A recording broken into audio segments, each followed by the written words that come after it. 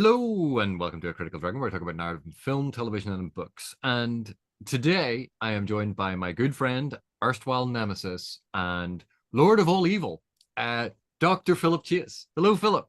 I thought my introduction was snazzy. Wow. That was good. All right. I'm here. I'm ready to talk about Rings of Power, episode 2, season 2, right? Season 2, episode 2. Let's get the order right. We'll go season first, then episode. Season 2, episode. Right. That's what I meant. Give us all on the same page. So we had quite an extensive chat on your channel about season 2, episode 1, and we talked about some of our general points, which are probably going to come up here, but because we've already discussed them, we're probably more likely just kind of be referring to the things as a continuation of that argument. So I will have a link in the description to your the video on your channel of the episode 1 discussion, which should contain all that. Cool. So Philip, what did you think of episode 2? I enjoyed it for the most part. Again, I think we expressed a few quibbles here and there with the first episode, and I felt similarly about the second, where a lot of this again it boils down to, I think, something we talked about before, which is if I'm viewing this as a mythological story, I enjoy it more than if I'm viewing it on a real world level or on the level of more of a historical fantasy type thing with a bit of magic here and there. And in other words, I appreciate this as something that is approaching more like myth, which is again the case if you read the Silmarillion, you're going to have something similar. So I am enjoying it as mythological storytelling for the most part. There are a few things in here and there that I can quibble about, but I'm glad I'm watching this, and I did find some of the things that were promised in the first episode I'm hoping they're going in a direction that I was anticipating, and there have been some surprises too. So yeah, I liked what happened for the most part. That's my summary. And this we talked a lot about this in our first discussion, but yeah, this leaning into the mythological, this leaning into Tolkien's mythology, not Tolkien's Lord of the Rings, but Tolkien's mythology in the Legendarium, that Right. the evocation of that's the thing that's really capturing my interest and attention, and then I'm really enjoying.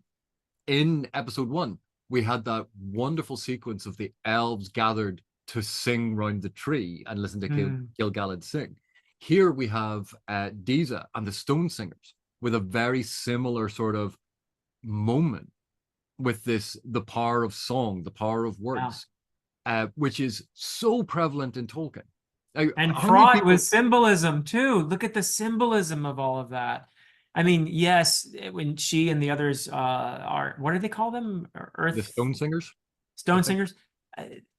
Ultimately they fail in that moment, and there's this just foreboding, and there's this, and you realize that there's some bigger power at work here, and the literalness of the light being extinguished there. I mean, it's just such beautiful symbolism if you're reading it on a mythological level. And it's the inverse of what happened with the elves. They had a tragic lament, and then by the end of the episode it had been healed. Here we have this powerful, like the seeking out the resonance of stone, the echoes, and building the resonance in it, and then dissonance creeps in. And if we think of the creation myth of is it Arda? I always forget how to pronounce it. Arda is it's the earth place. It's the earth place. Yeah. The creation myth is all about the song and how a discordant note, Morgoth's discordant note, sneaks in and corrupts it. And what caused all of this devastation in Khazad-dûm? The eruption of Mount Doom, the emergence of this evil that is corrupting and has changed the nature of the stone. And so discordance has crept in. So these symbolic links that stretch through the work, that's why I am enjoying that aspect so very much. Even if other people are, well, it's just dumb, they were singing. And you're like, read Tolkien. They burst into song at the drop of a hat. It's all over. It's all over. Poems and songs, people. Yeah. So As older forms of storytelling, by the way, this goes way back. You know, Tolkien didn't just make it up out of nowhere. He read other authors like William Morris, who used a combination of prose and poem slash song in their writing. And it goes way back to mythological storytelling again, because that was the primary mode of storytelling for people. You know, think of the Iliad, the Odyssey, you know, the Ramayana, and the Mahabharata. It's all verse. Beowulf, you know, all these things are in verse. There's a magic to that. Basically, the meter and the rhyme and all these qualities of song transport you to this other, not just other time and place, but other mode of thought, right? Which is mythological thought. Yeah. and I would like to point out, Philip, that you mentioned Beowulf this time. That's entirely on you. I thought you gave me permission by mentioning it last time. I get Beowulf. I did it on purpose that time. right. If when we get around to recording a discussion of episode 3, no Beowulf. Oh. There's a Beowulf ban. Oh. That's gonna be hard. So one of the things I liked about this in the first episode, we had the sort of the flashback to Sauron and Adar, the opening in Mordor, and here the opening in Khazad-dûm, and it's this wonderful look at the grandeur of Khazad-dûm. And if we think of what Gimli says about it, about the vast arches and how beautiful it was and all of these things, it was always hard to picture in The Lord of the Rings how Khazad-dûm could ever have been beautiful. Yeah.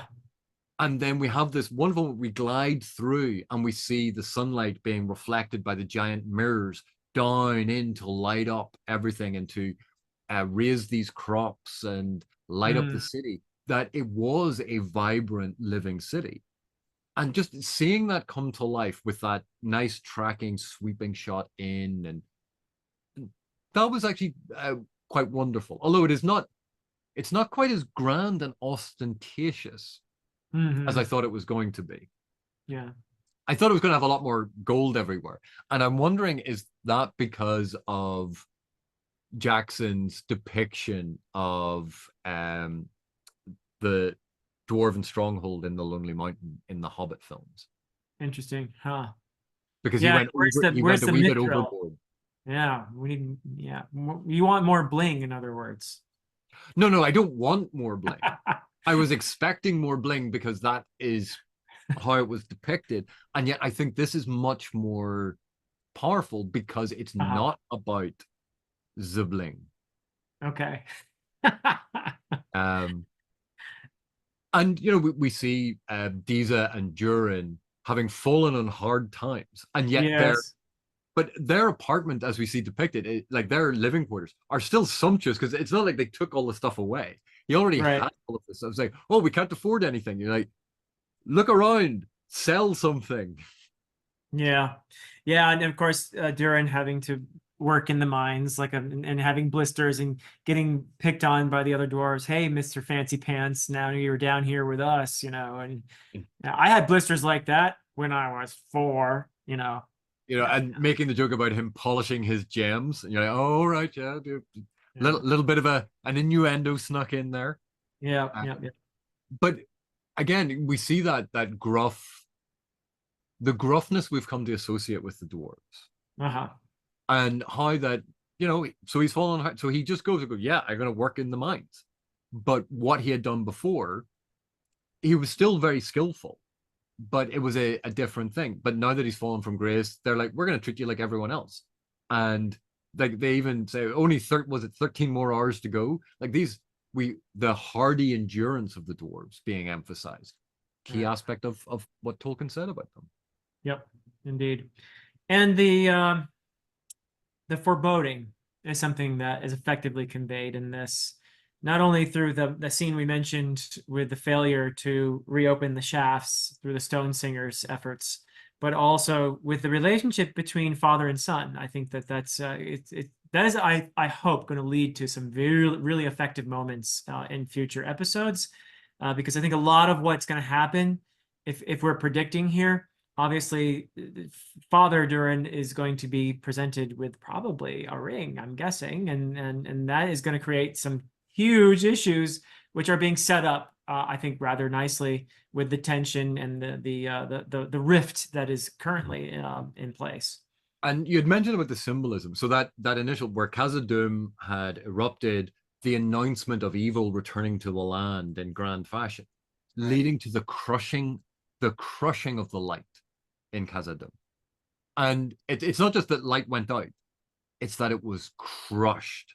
And I think that actually was quite palpable and powerful. Particularly with this, we know, if you know anything about a lot of this, we know that this is not going to be a good time for the people of Middle Earth. Right. This is the beginning of dark times. And so that being signaled and foreshadowed, I thought that worked really well. Now, again, sometimes I think they lean into the little too literal for me. Uh-huh. You know, it's a little too overt. It's a little too unsubtle. It's, oh, look, there's this light. Darkness has fallen. Subtle. This show is not subtle. Yeah. Let's just be honest here. I mean, this is. But then again, subtle is not what we're trafficking in here.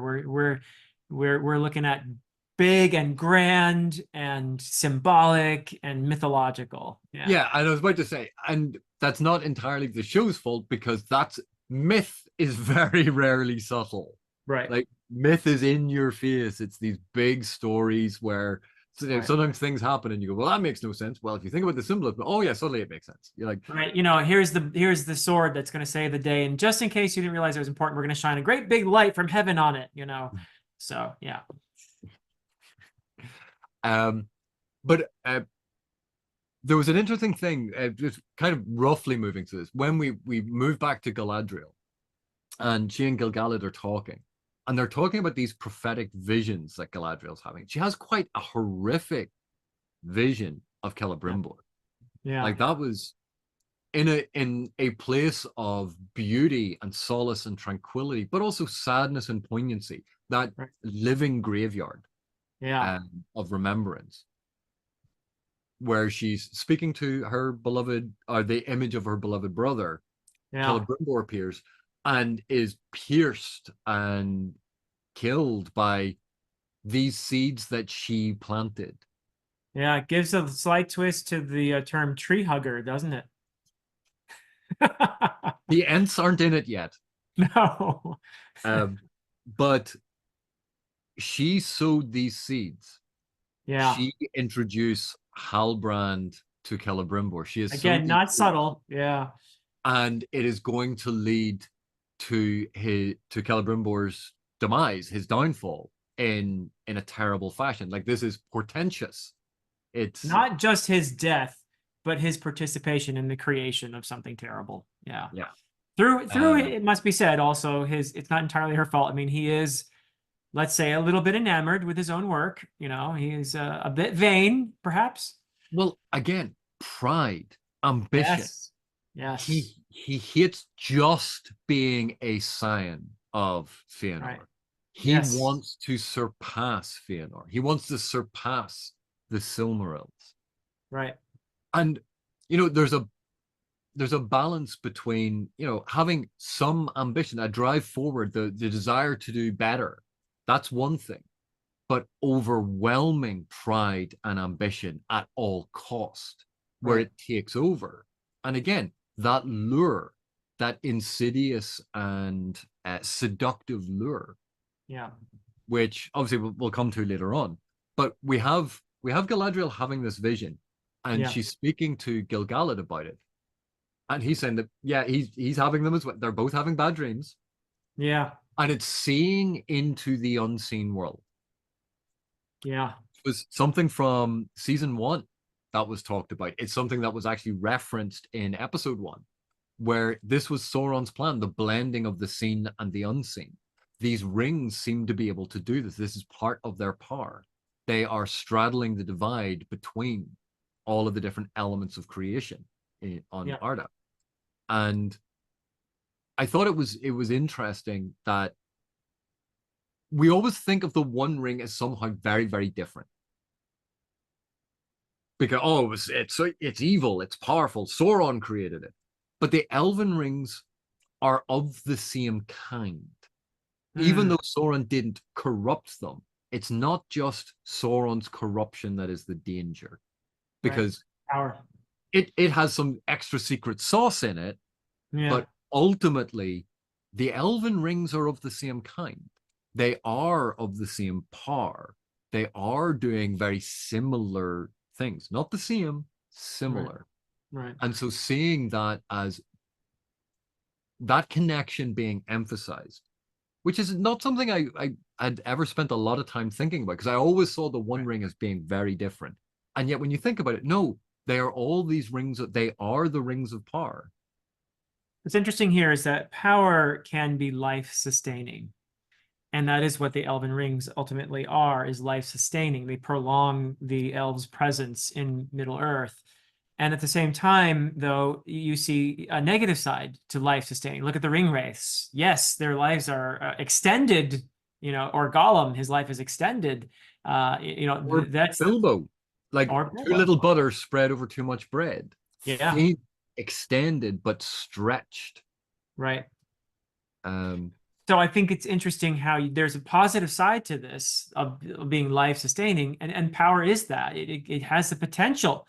It's a tool to do good, but it also has the potential to twist its bearer, to make the bearer turn inward, and instead of using that power to help, to do good, to benefit, it's simply to hoard it and want it, and thereby introduce corruption into their wielding of this power.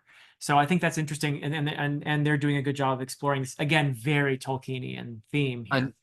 And with that scene between Galadriel and Gil-galad when they're speaking, Galadriel admits basically that she needs help. Because Elrond was right. Elrond was right that Sauron had tempted her. Sauron had seen into her mind. And as much as she wants to go, yeah, but I've seen into his, and I can fight him, she realizes that Elrond is right. She can't do this on her own. Right. Because she doesn't trust herself anymore. And I think that is such a key aspect of this, because that's the acknowledgement that you can be wrong. Because until we acknowledge that we can be wrong, until we acknowledge that we are fallible, we limit our ability to learn from our mistakes. We refuse to admit that they were mistakes. We justify them. We self-rationalize them. But Galadriel admits she was wrong. Elrond has a point. She cannot trust herself anymore. Right. And is learning this lesson of, no, other people can be relied on. The main message of the Fellowship. Exactly. It's not Frodo going, well, I just go on my own. It's no, but we're going to help. Yep. It's the strength found in comradeship. It's the strength found in finding those people who you can support and who can support you. This is such a key lesson for Galadriel in the Rings of Power. Because she was the isolated commander. She was driven. And now she's learned, I blinded myself.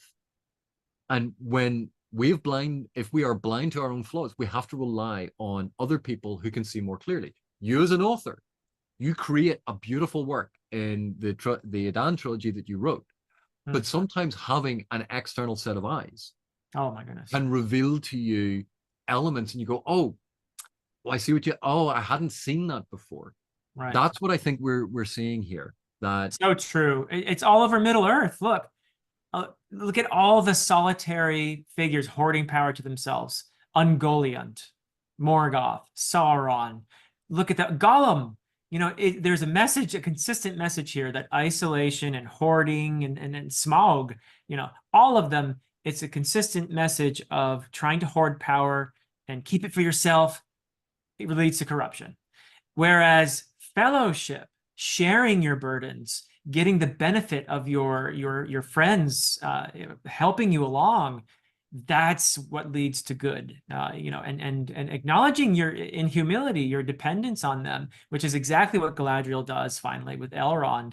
I need you. Yes, maybe you're right. I'm blind here to a degree, so I really need you. Beautifully said. Yeah. And I I think what's really neat about this is it contrasts so neatly with what we see with Celebrimbor's storyline in this. Yeah. Because, and again, it's something that Sauron preys on. He manipulates. They haven't recognized your brilliance, your genius. Yeah. your genius. They haven't encouraged it. They've just reaped the fruits of your labor and haven't even acknowledged you. Preying on that insecurity. Very subtly. There is a bit of subtlety in this one because he begins with, "Oh, they didn't tell you? Oh, you didn't get them. Oh, I would have thought maybe that you were important enough to get that message, you know." You didn't get that memo, but it did. Yeah.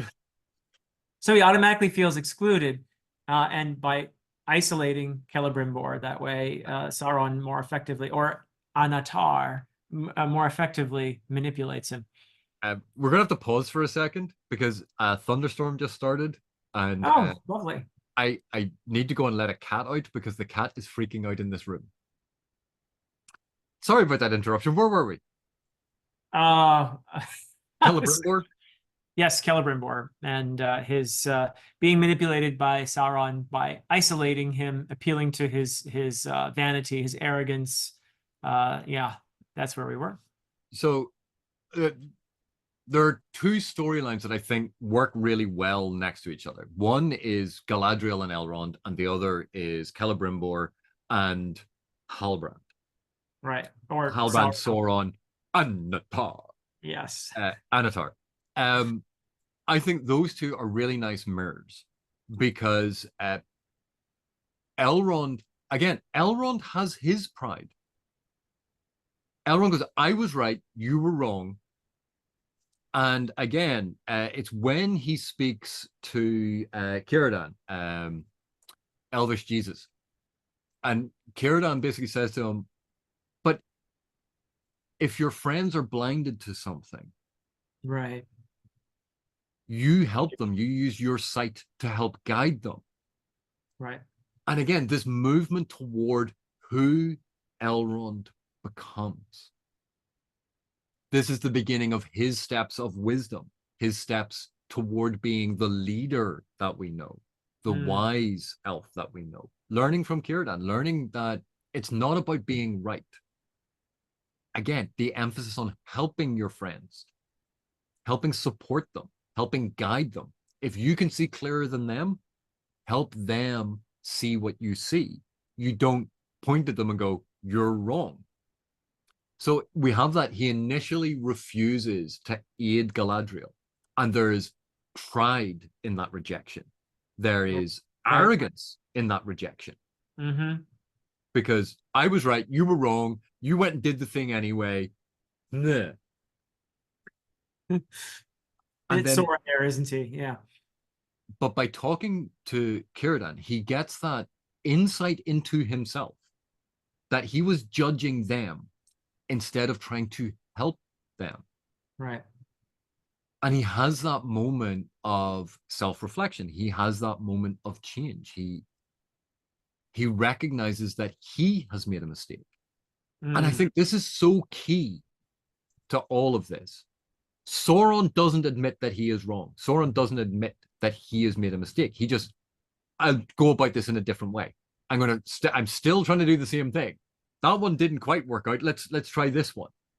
But he never reevaluates what it is he is doing or why. Right. Both Galadriel and Elrond have their preconceptions challenged. They start moments of self-reflection. They start to learn themselves better. They start to realize that they are not perfect and that there is strength in each other and relying on each other. And Galadriel's pride takes a beating in this one. Oh, it does. Yeah. Do you want to talk a little bit about that? Yeah. I think you made this point really effectively in our previous discussion in regard to Galadriel, and just now a moment ago in regard to Elrond, that we are seeing these characters not as we know them in Lord of the Rings, but as they're developing. And once again, season 1, Galadriel isolates herself. She's aloof. She is driven. She has her blind spots because of that, and she learns a very hard lesson in that season, in that she was manipulated because she's isolated herself. And And also with everything that happened with Numenor and everything that happened in yep. the battle with the reestablishment of Mordor, like she's not been succeeding, shall we She say. has kind of screwed up here and there. Yeah, yeah, for sure. And again, partly because she's blinded herself or allowed herself to be manipulated through her isolation and let's say arrogance, which is that does happen for the elves here and there, doesn't it? A little bit of pride. Yeah. On one or two occasions, Yeah. all of them. Yep, pretty much. So I feel like this is actually kind of interesting storytelling. I can appreciate what they're doing here by giving us the Galadriel who's gone from a state of elevation to someone who's really taken a fall and is kind of climbing her way back up and is learning some hard things in the process. And yeah, you're absolutely right. She gets kind of dragged through the dirt here a little bit in terms of her she gets banged up in terms of her pride, and has to really see herself, and particularly from Elrond's perspective. Like that's the thing that she has to learn is what do my actions look like from Elrond's perspective all this time? And that's what really hurts, is realizing, oh, I'm kind of an idiot. Having that other person's perspective is vital to allowing you to see your faults, isn't it?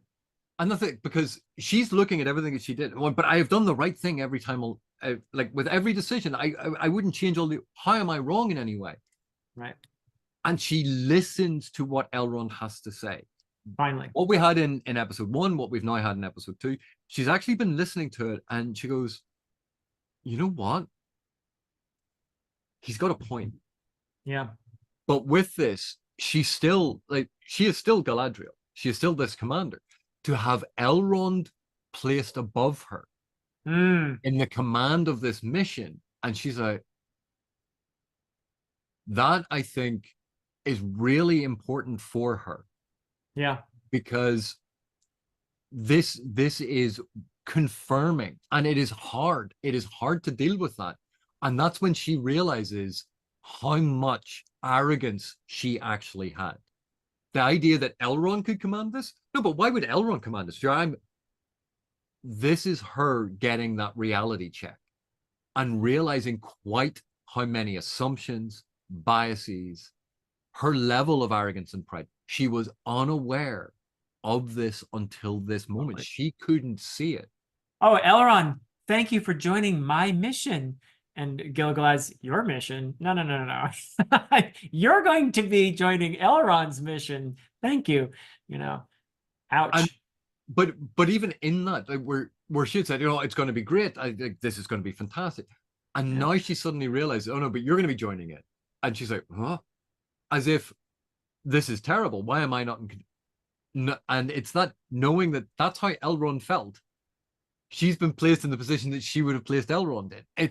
I love this dynamic because it is forcing her to confront her arrogance. It's forcing her to confront her pride. Yeah. And what we see contrasted with this, Celebrimbor being led further and further into pride and arrogance and self-justification and rationalization of behaviors. Lying to the High King and being fine with it because it'll let him do what he needs to do. Right.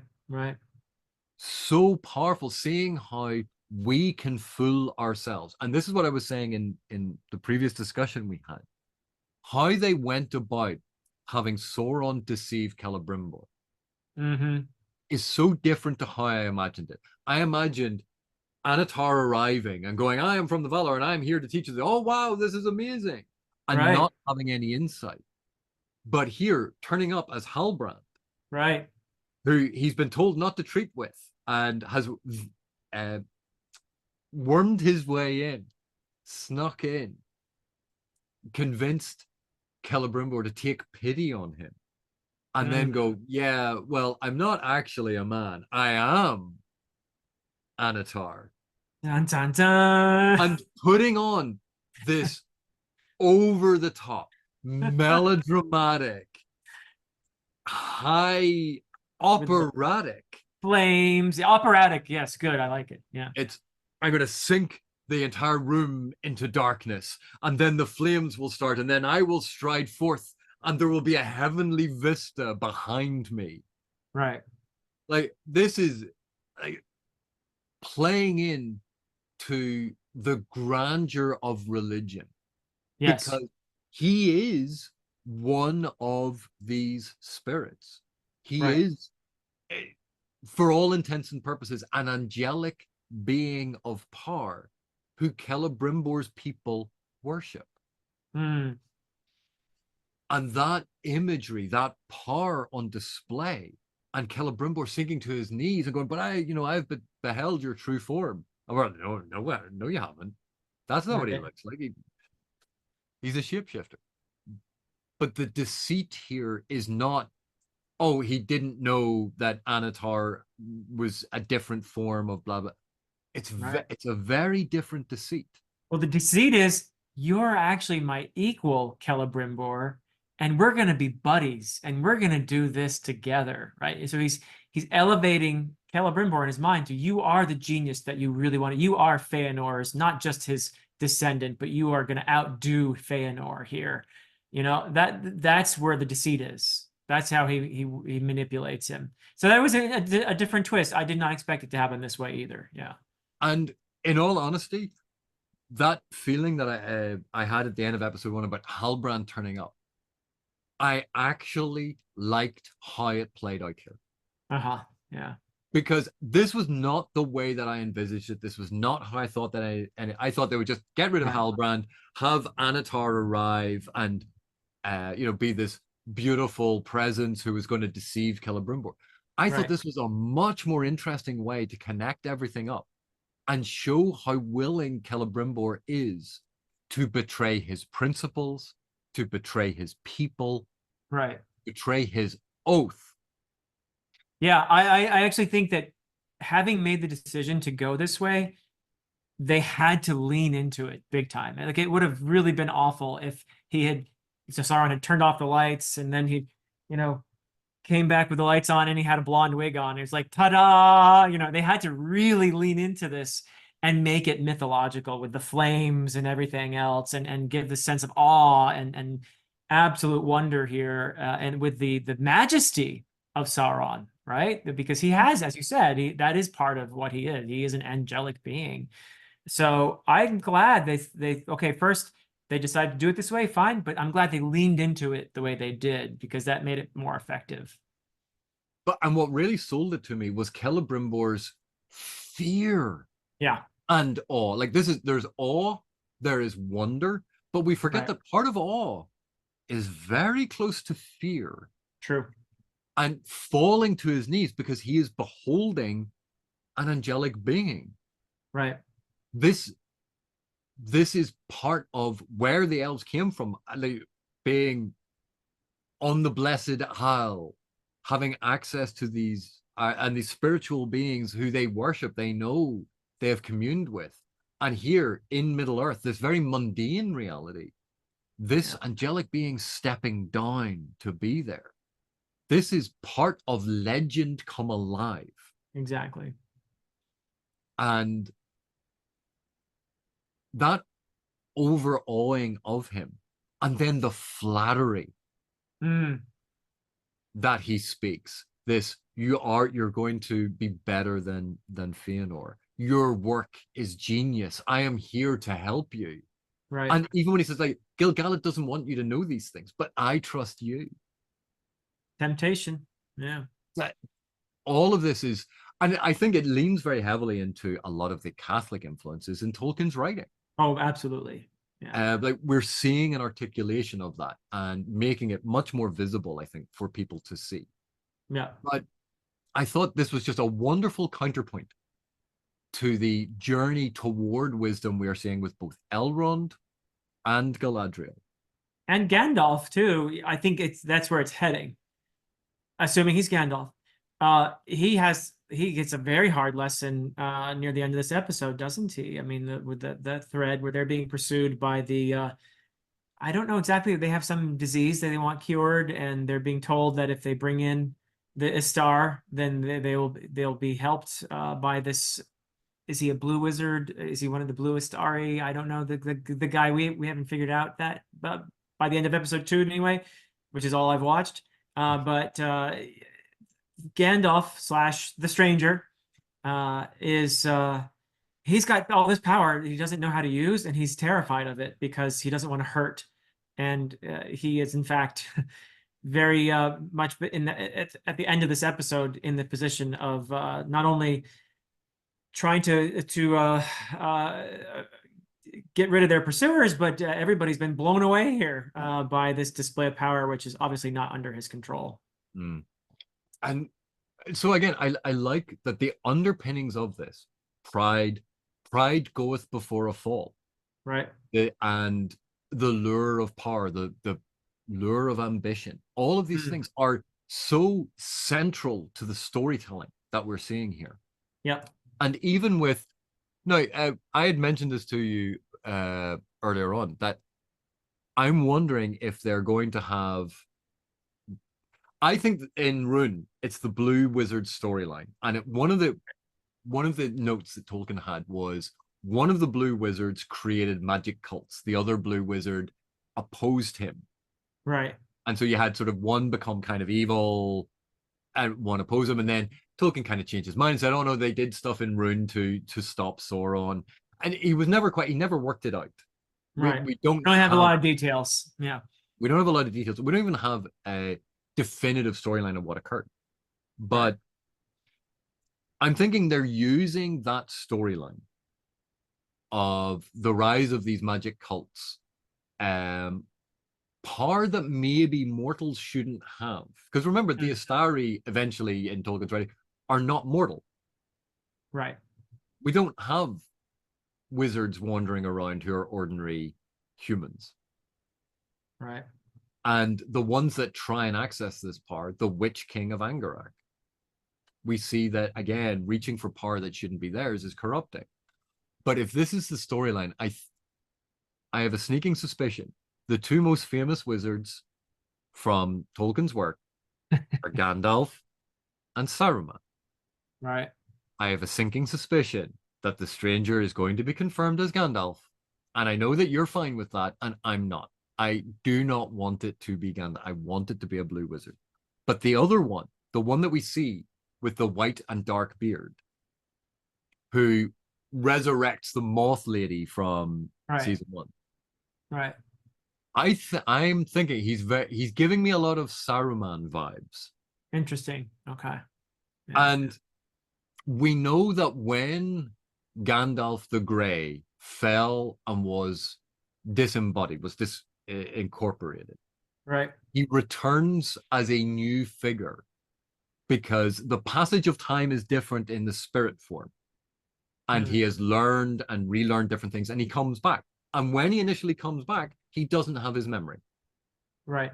Because when he meets Aragorn, Gimli, and Legolas, they see him as Saruman. He even looks different. Yeah. But then when they say the name Gandalf, it recalls part of him to himself, and he looks more like Gandalf. Right. I am wondering if this is Saruman, that the same sort of thing is going to happen, that he'll get sent back. He'll have learned his lesson, slap on the wrist. Don't go around creating magic cults and corrupting mortals. Oh, I'm sorry. Right, now go back and do it properly. Fine. So I kind of riffing off of your theory, but going in a different direction. I think that it's Gandalf, because I feel like the actor, who I actually enjoy his performance tremendously, as what I think is Gandalf. I feel like he's even channeling a bit of Ian McKellen there in the delivery. But regardless, I also think that the baddie that we see resurrecting Moth Lady is an Astari as well, probably, but is one of the blue, not Saruman. And if Saruman comes into the picture at all, it has to be to help Gandalf as against the bad Istari, but I don't know. If you're right, no. And the thing is, with the way that sort of narrative logic works, I think that would be the easier way to do it. right? It's just he's giving off serious Saruman vibes. He is. I And can see that. it's Kieran Hines. Like he gives off that power, that gravitas. He was excellent in Rome as Caesar. Oh, he's a good It's that actor. Yeah. it's that same the power and strength of that. Maybe it's just Middle Earth bad wizard vibes. So I will say this: I'm actually really interested in that storyline because part of why I was so pleased let it not be Gandalf, let it be a blue is I wanted this storyline in Rune. I am not getting this storyline in Rune, even though Yeah. it's now being applied to Gandalf. And you're like, you know what? Fine. I have made my bed. There are spikes and stones in it, but I'll survive. And You I still am have your getting teddy bear. I am getting the thing that I wanted, which was an exploration of Rune, an exploration of these hints, notes that Tolkien had. I'm Yeah. getting to see that. Is it exactly in the way that I wanted? No. But this is the thing that I wanted. I'm getting to see someone's vision of it, which is actually quite exciting. And Yeah. that I do like. And we can guess. It's just because of how they did the Harfoots accompanying the stranger, and it's such a strong echo of the hobbits with Gandalf. Right. That's why I'm kind of fearful they're going to make it Saruman because Yeah. it's the recognizable wizard name. You've been right before, AP, so I'm not going to bet against you necessarily. But I've also been wrong before, Have you? Oh, okay. once or twice. Okay. So again, I think thematically, a lot of this stuff really, really works. And the failure of Disa and the Stone Singers, again, that failure and Disa's response. Okay, so it didn't work. What do we do now? How do we come back from it? Right. How do we move forward? That looking to the future and looking at Durin and go, yeah, okay, so you had an argument with your dad. Fix it. Pride is the enemy. And so even in that storyline, pride, arrogance is the enemy, being stubborn about this. Swallow your pride. Go and fix it. Fix it for the people. Why are you so much more concerned about yourself instead of what the people are suffering?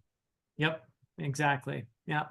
So, kudos to them for consistently and looking at these themes from different angles with the different storylines and these themes connecting these various storylines to each other.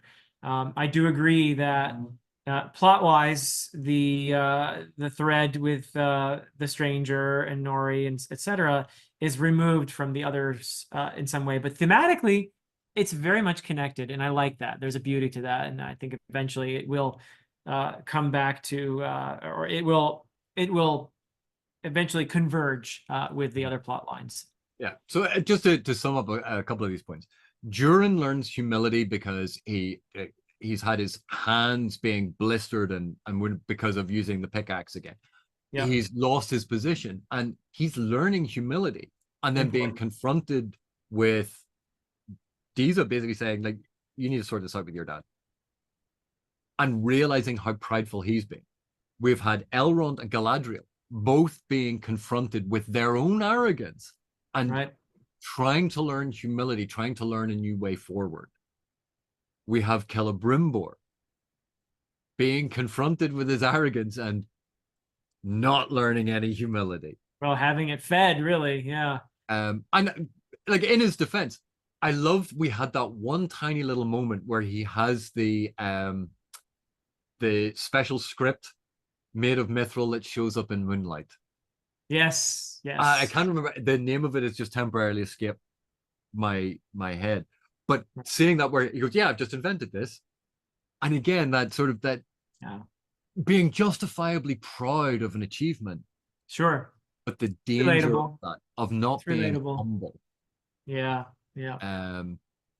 so much of that, I really enjoyed this. The more that they lean in to the symbolism, the themes, and can very almost overtly connecting Right. each of these arcs with these themes. This is a level of consistency and coherency that I don't think was as possible in the first season, because so much of that was focusing on, we need to introduce who these characters currently Right. are Right. in order to develop these themes going forward. Yeah. And I think the balance between the mythological and the sort of the more modern fantastical was, it was more of a seesaw approach, whereas here there is more of a consistency and leaning into the mythological and Yeah. embracing it Yeah. instead of shoehorning it in here and there. I agree. That's well said. I would also add just that in terms of the pride theme and power and all of that, that it is the presence of Nori and Poppy, the Hobbit presence, really, that may be the game changer for the stranger, who I'm pretty sure is Gandalf. That is what keeps him from being in a similar way tempted. It's their presence and their effect on him that is so important to his view of power and its danger and how it can hurt those who are nearby, who are innocent, who are less powerful. So I think it's a great, part of his learning how to use this. And again, that connects very directly to the Lord of the Rings, the difference between Gandalf and Saruman, where he said, like, Saruman always Right. ignored the little people. He always ignored those who didn't have power. Yeah. But that is who we are here to serve. Like, Gandalf's idea is, no, but this is who we are here to serve. Right. And so leaning into where did he get this idea from, and sort of showing us what had such a strong impact on him. And Yeah. that, I think you're exactly right. And I am resigned to the fact that it is Gandalf. Well, we'll be wrong now. Well, if it turns out to be the Blue Wizards, I go, yes. Yeah. But Yeah. no, I think all signs are pointing to Gandalf. Yeah. And even like using the staff, and it's the wrong staff. Yes. Yeah.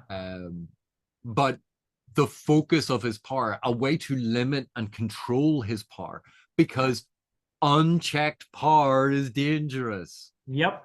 There we go.